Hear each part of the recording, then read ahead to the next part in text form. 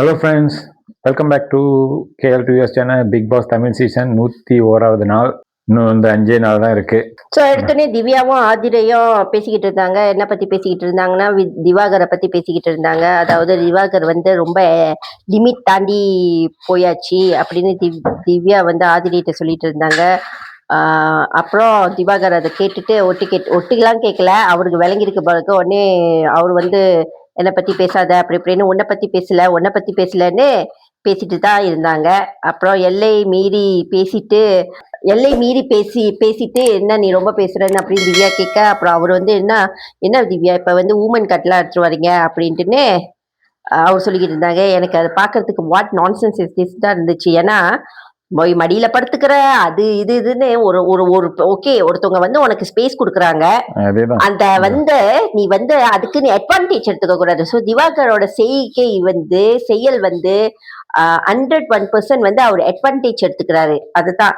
So கண்டிப்பா யாருக்கா இருந்தாலும் கோவம் வரும். ரொம்ப லிமிட்டை தாண்டி தான் போய்கிட்டு இருக்காரு. ஃபர்ஸ்ட் சொன்னது வந்து பர்மா பொம்மை அப்படின்னு சொன்னாங்க. பர்மா பொம்மைன்னு சொல்ற வேர்டு எங்க இருக்கு? இவர் போய் பக்கத்துல நின்றுட்டு மடியில படுத்துக்கிட்டு தான் அவன் ஸ்மெல் நல்லா இருக்கு, அப்புறம் கண்ணு நல்லா இருக்கு, மூக்கு நல்லா இருக்கு, மேக்கப் பண்றப்ப யாராவது ஒருத்தர் வந்து ஃபேமிலி மெம்பரே மேக்கப் பண்றப்ப பக்கத்துல போய் நின்னா அவன் வந்து கம்ஃபர்டபுளா இருக்காது. பக்கத்துலயே போய் நின்றுக்கிட்டு வேற திவ்யா நான் வந்து அவங்க அப்பட்ட பேசிட்டுமா, நீ வந்து சிங்கிள் தானே கேட்டேன், அப்படி இப்படி பக்கத்துலயே சொல்லியிருந்தா அவங்க அப்பயும் 1 arm டிஸ்டன்ஸ்ன்னு சொல்றாங்க. அதையும் பண்ணாம ஸோ இதை வந்து கண்டிப்பா கண்டிக்கத்தக்கதுதான் நினைக்கிறேன். தேவையில்லாம வந்துட்டு ஏற்கனவே அவர் பேரு நாறிட்டு இருக்கு, இதுல வந்து இன்னும் நாறிட்டு தான் சொல்லணும்.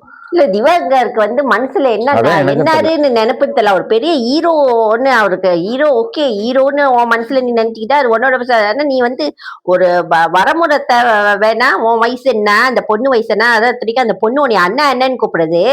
இப்படி இல்லாம பேசுவாங்க. பஞ்சாயத்து எல்லாரும் வந்து பஞ்சாயத்து தீர்த்து வச்சு பேசாதன்னு அது வந்து ஒரு பெரிய டிராமா லெவல் போய் முடிஞ்சிச்சு. அப்புறம் மார்னிங் பாட்டு ஆரம்பிச்சிச்சு. அப்புறம் திவாகரும் கலையும் பேசிக்கிட்டு இருந்தாங்க. அதாவது என்ன பேசிக்கிட்டு இருந்தாங்க, திவ்யாக்கு வந்து திவாகர் சொல்றாரு, திவ்யாக்கு பொறுமையே இல்ல, நிதானம் இல்ல, லொல்லுன்னு குழைச்சிக்கிட்டே இருக்கு அப்படின்னு. வெளியே வந்து இந்த அளவுக்கு அந்த பொண்ணு 70 நாள் வந்ததுக்கு காரணமே பிஆர் டீம் தான். வெளியே பிஆர் டீம் வச்சுதான் வந்திருக்கு அப்படின்னு. அப்புறம் சபரி பத்தியும் 4 வார்த்தை நல்லதா சொல்லிக்கிட்டு இருந்தாரு. இப்ப கானா உள்ள இருக்கும் போது வந்து கானா ஜெயிக்கவே கூடாது, சபரி தான் ஜெயிக்கணும் அவருக்கு. இப்ப கானா வந்து வெளியாயிட்டோன்னே இப்ப சபரி தான் ஜெயிக்கணும். திவ்யா கூட சண்டை போட்டு திவ்யா வந்து ஜெயிக்கவே கூடாது அவருக்கு. ஆமா, திவ்யா ரொம்ப மோசம், வந்து கத்திட்டு தான் இருக்கு, ஒன்னும் திறமை இல்லை அப்படின்னு.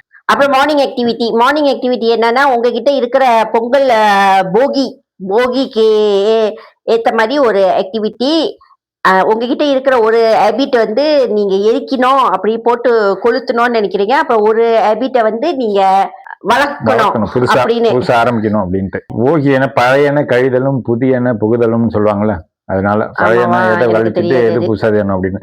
அப்புறம் பிரஜித் என்ன சொன்னாருன்னா, அவர்கிட்ட இருக்கிற அந்த சந்தேகம், ஓவர் திங்கிங்கை வந்து அவர் போட்டு எரிக்கணும்னு சொன்னாரு. கெமி வந்து அவங்களோட கோபத்தை எரிக்கணும். அப்புறம் அவங்களோட ஸ்போர்ட்மேன்ஷிப், அந்த ஸ்போர்ட்டை வந்து பிரவீன் ஸ்போர்ட் வந்து வளர்க்கணும் அப்படி சொன்னாங்க. திவாகர் பஞ்சுவாலிட்டி இல்ல, சோ அந்த பஞ்சுவாலிட்டிய வந்து பஞ்சுவாலிட்டி இல்லாதத வந்து எரிக்கணும். அப்புறம் லுக் ஃபார் ஆப்பர்ச்சுனிட்டி அப்படின்றத வந்து வளர்க்கணும். ஏன்னா வந்து உட்காந்துட்டே இருக்க படம் வரும் அப்படின்ட்டு உட்காந்துட்டே இல்லாம நம்மளே அந்த ஆப்பர்ச்சுனிட்டியை தேடி போனோம், 4 பேர்த்த பார்த்து 4 டைரக்டரை பார்த்து பேசணும் அப்படின்னு சொன்னாரு. விக்ரம் வந்து என்ன சொன்னாருன்னா, விக்ரம் என்னாலும் வளர்ந்தாரு, வந்தாரு, அன்புக்கு அடிமை அப்படி சொன்னாரு, நம்பிக்கைய வளர்க்கணும்னு சொன்னாரு, சந்தேகத்தை ஒழிக்கணும்னு சொன்னாரு. அரோரா தூக்கத்தை வந்து கம்மி பண்ணணும் அப்படின்னு சொன்னாங்க. செல்ஃப் லவ் அவங்களுக்கு ஏற்கனவே ரொம்ப இருக்கா, அதை இன்னும் அதிகமா ஆக்கணும் அப்படின்னு சொன்னாங்க. கலையே என்ன சொன்னாரு, அன்பு ஆளுங்க மேல வைக்கிறத வந்து எரிக்கணும்னு சொன்னாரு. அன்பை வந்து ரொம்ப அன்புனால வந்து அன்பு வச்சு கூடதான், எவ்வளவு க்ளோஸா இருந்தாலும் அன்பு வச்சு கூடாதான், ரொம்ப அன்புனாலதான் நிறைய பிரச்சனை வருது, அதனால அன்பை வந்து விளக்கணும் அப்படின்னு சொல்றாரு. சுபிக்ஷா பதட்டம் அவங்க வந்து தேக்கணும்ன்ற வெறியில வந்து அந்த பதட்டத்துல வந்து நிறைய கேம்லாம் வந்து ஒழுங்கா விளையாட முடியும், அப்பயும் திருந்தல விட்டுட்டாங்களா. சோ அதனால வந்து அதை வந்து பதட்டத்தை ஒழிக்கணும். செல்ஃப் லவ் வந்து இன்க்ரீஸ் பண்ணும். வளர்க்கணும் அப்படின்னு சொன்னாங்க. திவ்யா வந்து மத்தவங்க வந்து என்னைய ஹர்ட் பண்றதுக்கு வந்து நானே வந்து விட்டுறேன். அதுக்கு அந்த ஹர்ட் பண்ற ஒரு ஒரு விஷயத்துக்கு வந்து நான் விடக்கூடாது. அதை வந்து நான் எரிக்கணும் அப்படின்னு சொன்னாங்க. அப்புறம் பி மை செல்ஃப்ன்ற ஒரு விஷயம் வந்து நான் எப்போதுமே பி மை செல்ஃப் அது இன்னும் வளர்க்கணும் அப்படின்னு சொன்னாங்க. ஆமா. சபரி வந்து யார் என்ன சொன்னாலும் நமக்கு நம்மள பத்தி நமக்கு தெரியும். சோ அத பத்தி கவலையே படக்கூடாது அப்படின்னு சொன்னாரு. அப்புறம் அவர்கிட்ட அந்த ஷை அப்படின்ற ஒரு விஷயம் இருக்கு. லைக் பிரசன்டபிளா இருக்கிறதுக்கு வந்து அவருக்கு ரொம்ப ஷையா இருக்குமா, ஆமா, presentable. அதனால அத வந்து கொஞ்சம் வளர்க்கணும் அப்படின்னு சொன்னாரு. பிரஜின் வந்து 10 மூவி சைன் பண்ணிட்டாரா? சீரியஸ்லி அவர் 10 படம் சைன் பண்ணிட்டாரா. அவரோட கோல் வந்து என்னன்னா ஃப்ரெண்ட்ஷிப் வந்து கண்டினியூ பண்ணணும் நிறைய பேர்ட்ட. என்ன மாதிரி ஃபேமிலி எந்த ஒரு ஃப்ரெண்ட்ஸும் இல்ல, அவர் குடும்பம் ஷூட்டிங் போய் ஷூட் முடிஞ்சு குடும்பம் இப்படிதான் அவரோட லைஃப் போய்கிட்டு இருந்துச்சா. சோ எந்த ஒரு பாண்டிங்கும் இல்ல அப்படின்னு சொன்னாரு. சோ அதனால வந்து கொஞ்சம் உங்க கூட எல்லாம் வந்து ஒரு நட்பு இது பண்ணணும் அப்படின்னு சொன்னாரு.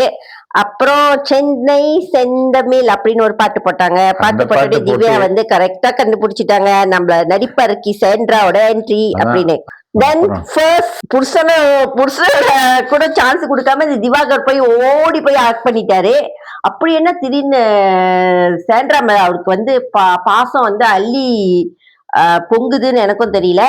தென் ஒரு பிரஜின் கிட்ட ஒரு டிராமா போட்டாங்க. ஐயோ அதை பார்த்தோன்னே எனக்கு வந்து ஐயோ முடியலடா சாமி அப்படிதான் இருந்துச்சு. உங்களுக்கு எப்படி இருந்துச்சு? எனக்கு அப்படிதான் இருந்துச்சு. என்ன பண்ண 20 வருஷமா இருந்தாங்க. இந்த 20 நாள்ல வந்து 20 யுகமா மாறிடுச்சு அப்படின்னு டயலாக்லாம் விட்டாங்க. இந்த டயலாக்லாம் ரொம்ப ஓவர், வெரி ஆர்டிபிஷியல் ஃப்ரெண்ட்.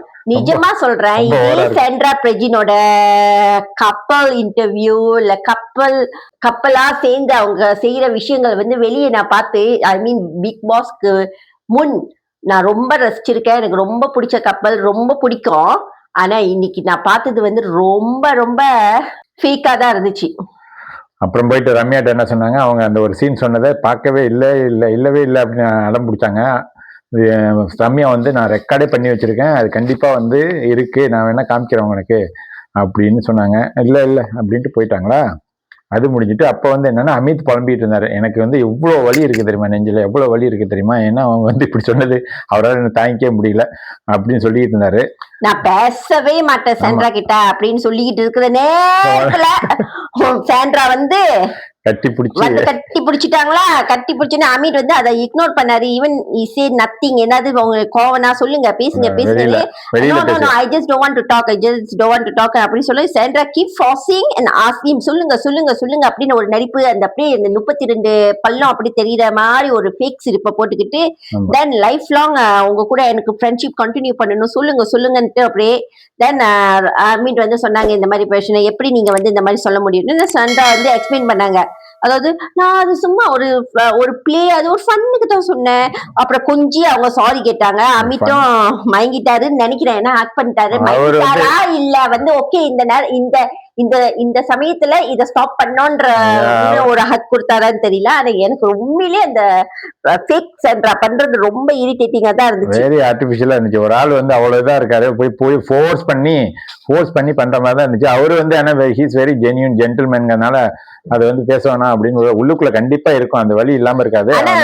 அதை வந்து என்னன்னா அப்படியே காமிக்காம அப்படி ரொம்ப ஸ்மூத்தா முடிச்சிட்டாரு அவரு. அப்புறம் வந்து அந்த சாண்ட்ரா போய் வியானா கிட்ட வந்து பேசிட்டு இருக்கும் போது பிரஜின் வந்து கூப்பிட்டு சொன்னாரு, இது வந்து செலிப்ரேஷன் மூட்டு வந்து ஜாலியா இருந்து போ எதுக்கு நீ போய் வியானா கிட்ட அந்த மாதிரிலாம் பேசுற நான் வந்து அப்படிலாம் சொன்னாரு. அப்புறம் அவரு சொன்னாரு வியானா கிட்ட நான் பேசவே இல்லை, நான் வந்ததுக்கு அப்புறம் மறுநாள் தான் பேசினேன் அப்படின்னு சொன்னாரு.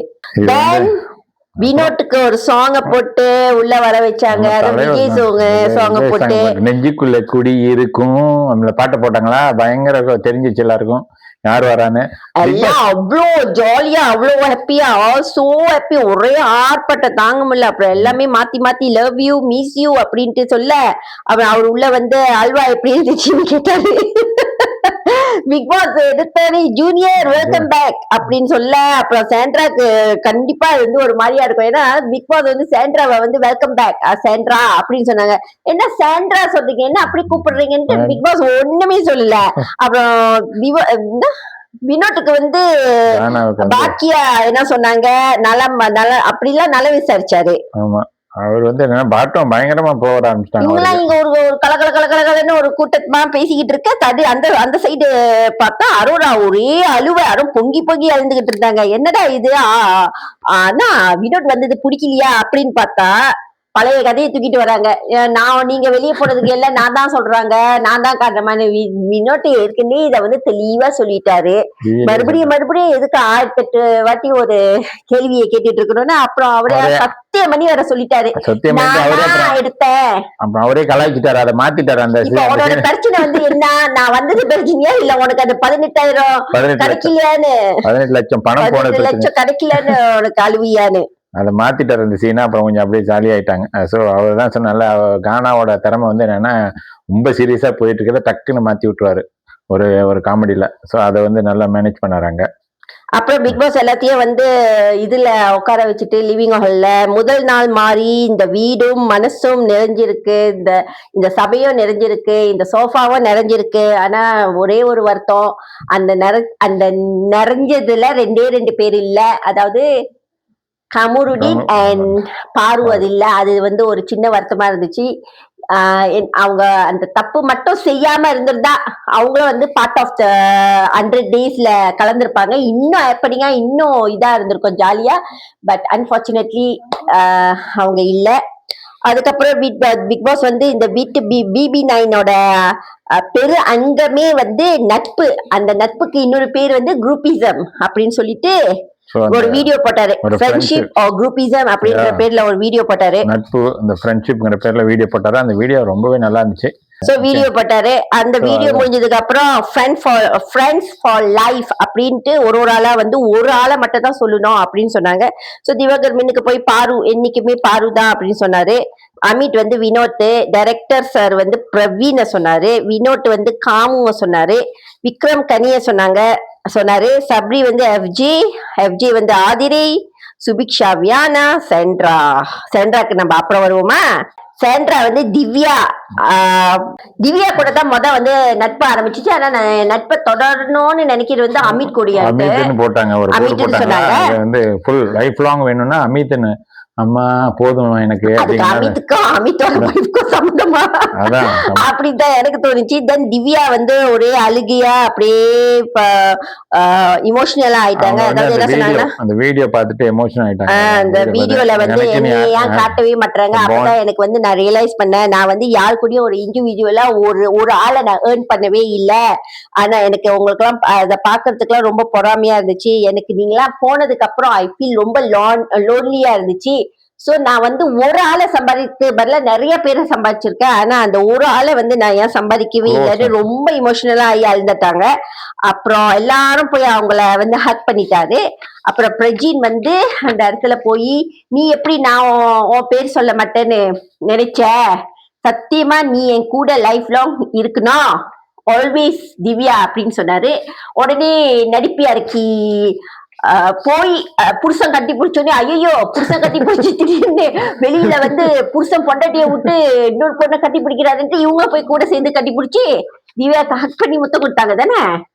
ஹக் பண்ணாங்க. ஆனா அவங்க வந்து எனக்கு எப்பா சாமி அந்த போட்டோ கொடுக்கும் போது நீ வந்து ஒன்னும் சொல்லல.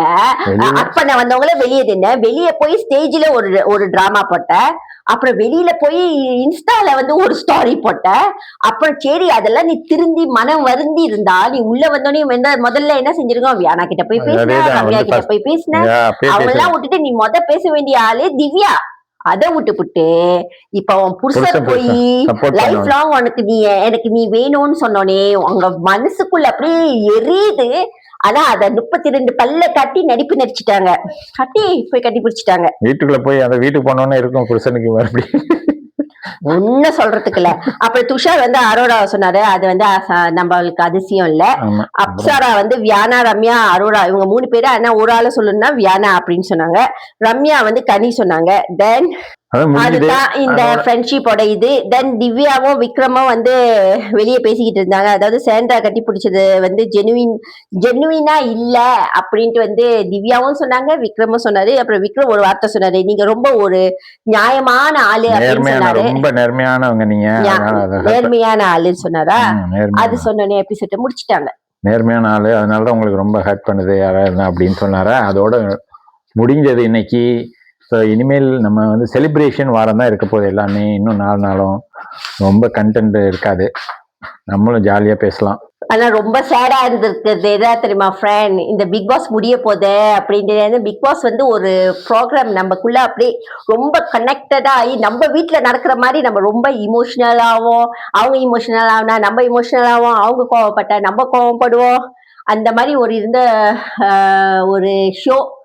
அது முடிய போகுது. அடுத்தது எப்போ வரும்? அக்டோபர் தான் வருமா? ஸோ இந்த ஃபியூ டேஸ் இருக்கு, பார்ப்போம் எப்படி ஃபன் பண்றாங்க எல்லாரும். சண்டையில முடியுதா இல்ல ஃபன் மட்டுமே நிரந்தரமா இருக்கான்ட்டு. ஸோ இந்த வீடியோ உங்களுக்கு பிடிச்சிருந்தா மறக்காம லைக் பண்ணுங்க, ஷேர் பண்ணுங்க, சப்ஸ்கிரைப் பண்ணிட்டு பாருங்க. அதே மாதிரி பெல் பட்டனை பிரஸ் பண்ணுங்க ஃப்ரெண்ட்ஸ். பாய். பாய்.